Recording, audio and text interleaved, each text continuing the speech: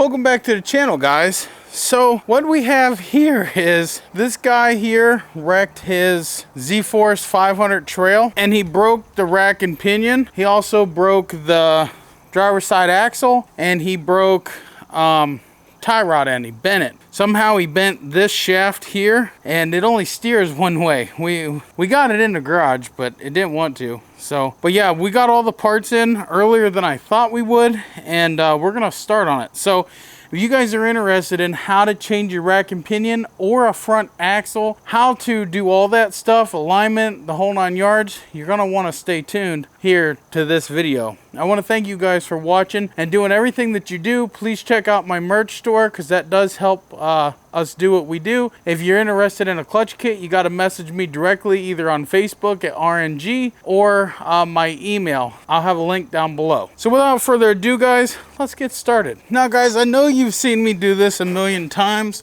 but you're gonna want a 17mm socket to take off the wheels. Looks like he's got 2-inch wheel spacers, so we're definitely gonna wanna take those off as well. Wow, those are tight. It won't be a problem for Goliath here.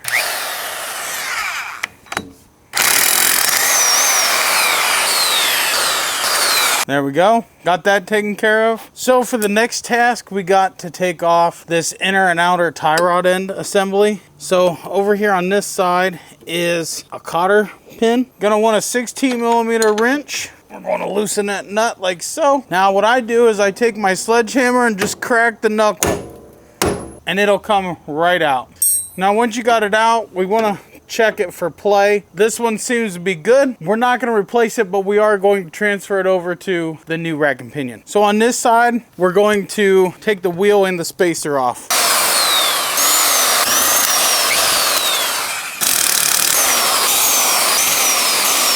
Now on this side, we also have to take the axle out. You just pull that cotter pin out. You're going to need a 30mm axle nut socket.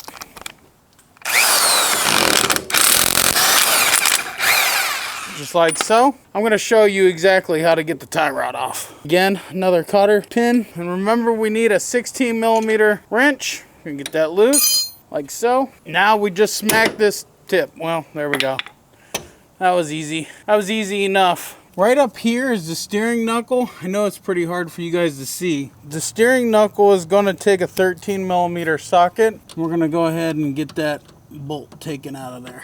Got that bolt taken out. Alright guys, so we got it out. One thing I want to show you. It was real hard for me to get the camera in there and actually focus. But there's 1, 2, 3 bolts here and 1, 2 bolts here. So 5 bolts to get this out. And then you have to take out the bolt here, and then there's another one up on top. Just take those out, slide that collar up. It comes right off of this real easy. So what we got to do here is chuck it up here, because we got to take this end here off. This end here can stay because look, this is the one that he bent. He bent it and he screwed up this. So we're going to cut our zip tie. That's what keeps that on. And then what we got to do is we got to get this tie rod end off here, which is super easy. I'll show you how to install it on the new one. Real easy.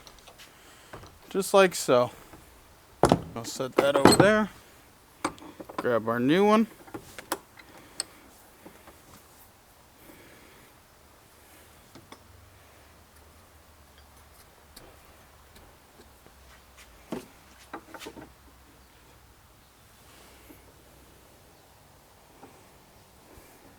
Take our end here, put it back on.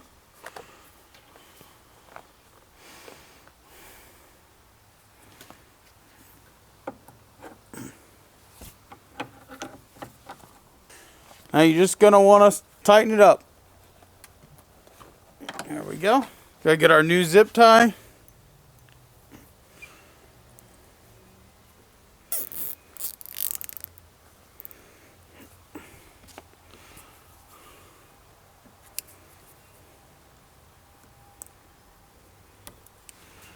Now one thing I want to say is shame on CFMOTO. They did not include a new nut or a cotter key. Shame on you. Cheap bastards. They sell this stuff for top dollar. Why can't they include everything? Even car manufacturers include the nut and everything. Knock it off.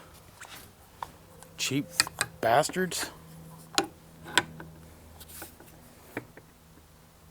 Alright.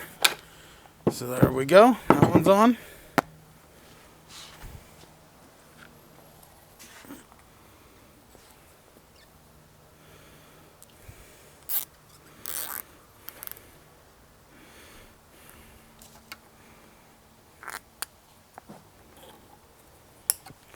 Alright, now we can go install it.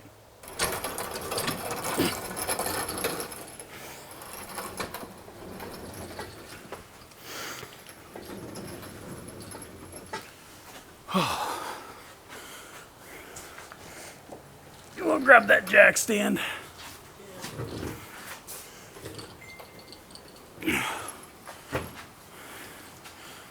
Now we can take our new rack and slide it up in there just like so.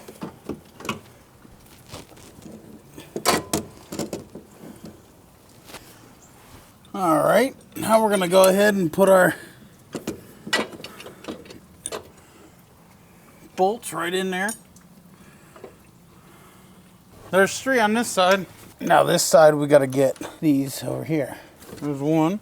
Alright, now that we got those on, we're going to tighten them up. Super easy to do. Hard to really get the camera in there. Alright guys, so we got the rack in, and again I want to apologize to you because I can't really get this camera in there. I could get a GoPro in there, but it's gonna be too dark for the GoPro. We're already limited on daylight. That's a whole different story. But it's actually really easy to do. Should take you about an hour to get it out and back in. There's 2 bolts on each side with a plate. You're gonna want to take those off, and then on the rack and pinion side, you're gonna want to take the 3 off and then the other 2. But before you do any of that, you want to take off the 2 bolts that are holding on the steering stem. And then that's going to get you that steering stem loose, and you can just slide it up, and then when you get the other bolts off, you can finagle that out and it'll come right out. It's super easy to do. Once you look at it, if you have to do it, you'll understand, you'll see. But the next step is we got to get this axle in. So without further ado, let's get started on that. I'm going to show you how to get this axle out and a new one back in. So we're going to want to pull our cotter key on the top here. Alright, so we'll get our cotter key out of there. Now you're going to want an 18mm socket. Now you're going to want an 18mm wrench. And we're going to loosen that nut up for that.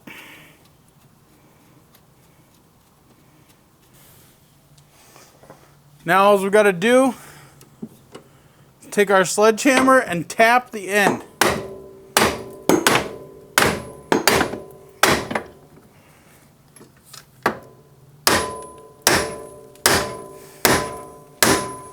Just like so, it'll come right out. As for this axle, it'll come right out. So to get this axle out, you're going to want to give it a good yank. That came out easier than what I'm used to. So the new axle is going to go right in like so.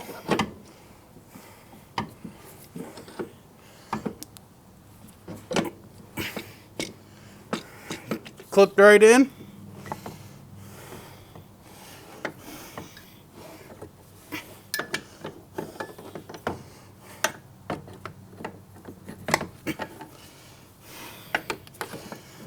That in there, like so.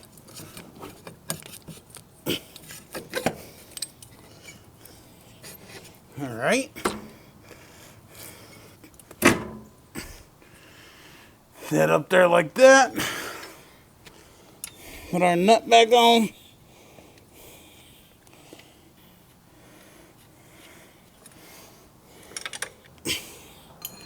Get our hole lined up. Put our cotter key back in. Now we're going to want to bend that. There we go. That's bent over. Now we're going to want to put our tie rod end back on. Alright, now that we had to put a jack under it, because he's got a 2-inch lift and it puts too much of an angle on here. But we got it. We're going to put on the axle nut now. There we go. Now this side is finished. All right, guys, we're gonna go over these with a torque wrench. You're gonna wanna do them 55 to 60 foot-pounds. Once you do that, you're gonna wanna get the tire put on. All right, guys, so we went ahead and we got his alignment done. It was a little bit more trickier than what it normally was, so I'm not even gonna show it, but I'm gonna tell you what we had to do. So when he hit, he actually bent the frame just a little bit, just enough to have to adjust this side a lot more, because what he did was he shoved the rack that way. So which means he shoved the frame that way. Now I was able to gain back most of his turning radius. I was able to kind of adjust it in the alignment.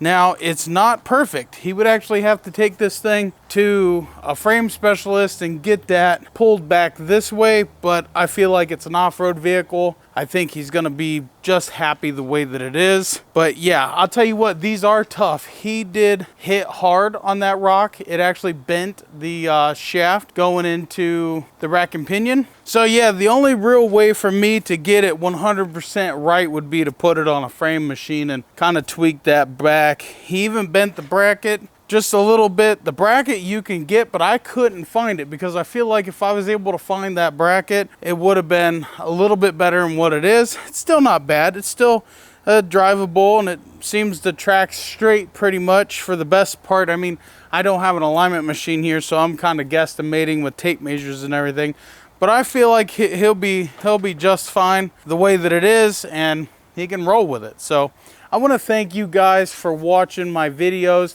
Like, share, subscribing, doing all that cool stuff you guys do. It really means a lot to me, and it really helps out the channel. If you like to see more builds like this, let me know. I'm also thinking about, see those golf carts right there? I'm gonna take one of those, I'm gonna gut it just like I did my golf cart. I'm gonna gut the body off of it, and we're gonna use the chassis and the rear end. And we're thinking about building the boys a side-by-side. Now, unfortunately, it's not going to be a four-wheel drive unit, but I am going to use my old stock CFMOTO C4 600 wheels and tires on it. And I may think about locking the diff or maybe leaving it unlocked. I don't know. I think it would do okay for most of the places we go. Plus, I could mount a winch on there for them. I got plenty of them floating around here. So it'd be nothing but a thing to toss a winch on, and they'll be able to go a lot of places, I feel like. Unfortunately, I got no way of doing four-wheel drive. I'm not gonna spend money on buying like a broken 4x4 four-wheeler and gutting it. I'm just not sure. We'll see how it goes, but I did order the wheel spacers today to be able to mount the tires on that and maybe get it rolled into the garage here. So if you guys want to see stuff like that, let me know in the comments and we'll make it happen. All right, guys, peace out. God bless. We'll see you in the next one.